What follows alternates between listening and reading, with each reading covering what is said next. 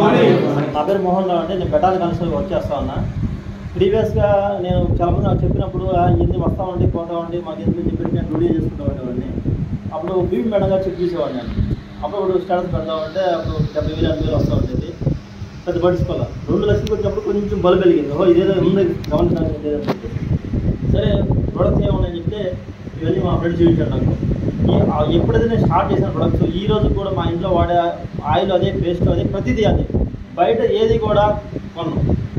Vegetable ఏది దొరుకుతుందో అది ఖచ్చితంగా వాడకుండా ఇక్కడ నా బాబు అన్నాడు.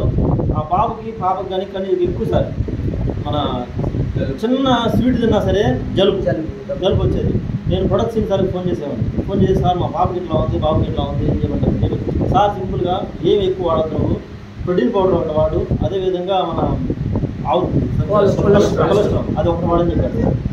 అవి వాడుతా ఉన్నా. ఈరోజు నిన్న కూడా నేను స్వీట్స్ తీసుకెళ్ళే వాళ్ళకి, నేను ఎప్పుడు స్వీట్స్ కొనేవాడిని కదా, నిన్న కూడా స్వీట్స్ కొనుక్కొని వాళ్ళకి తినిపించాను.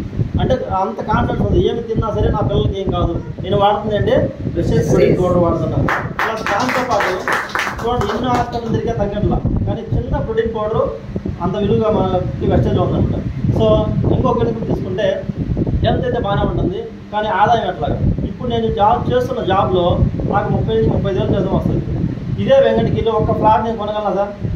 35,000 అంటే బ్యాంక్ లోన్కి వెళ్తే 10 లక్షలు వేసాను నా స్థాయికి, కానీ ఇదే వెంకటగిరిలో 10 లక్షల ఫ్లాట్ నా తెలిసి ఎక్కడ లేదు.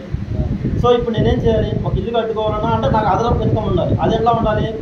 నీతిగా ఉండాలి, నిజాయితీగా ఉండాలి, ఎక్కడ కూడా అవినీతి అనేది ఉండకూడదు. సో అలాంటప్పుడు నాకు ఈ ప్లాట్ఫామ్ దొరికింది. ఈ ప్లాట్ఫామ్ వాడుకొని లాస్ట్ మంత్ కూడా నాకు సిల్వర్ డైరెక్టర్లో ఉన్న ఒక 6,000 రూపాయలు ఇన్కమ్ తీసుకున్నాను సార్ దానివల్ల.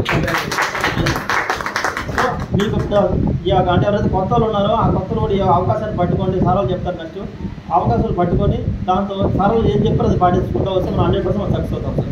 Thank you sir.